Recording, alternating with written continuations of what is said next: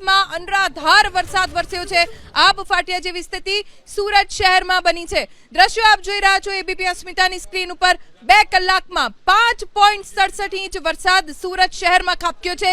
સુરત ડૂબી ગયું છે। સવારે 8 થી 10 વાગ્યા સુધીમાં 5.67 ઇંચ વરસાદ સુરતમાં વરસ્યો, જેના કારણે લોકો મુશ્કેલીમાં મુકાયા છે। શાળાઓમાં પણ રજા જાહેર કરી દેવામાં આવી છે। અમારા સંવાદદાતા સુરતથી ધનરાજ બાગલે જોડાઈ ગયા છે। વધુ જાણકારી તેમની પાસેથી પ્રાપ્ત કરીશું। ધનરાજ, શું સ્થિતિ સુરત શહેરની? જી બિલકુલ, પ્રી મોન્સૂનની કામગીરી જે ચોપડા ઉપર કરવામાં આવી હતી અને એવા જ દ્રશ્યો જોવા મળી રહ્યા છે સુરત શહેરમાં। દ્રશ્યો જોઈ શકો છો સુરતના અડાજણ આનંદ મહેલ રોડનો નજારો છે અને જ્યાં આ પ્રમાણેની તસવીરો જોવા મળી રહી છે। બેન, ઘણા સમયથી બાળકને લઈને આવી રહી હતી, બેન કેટલું પાણી છે ત્યાં?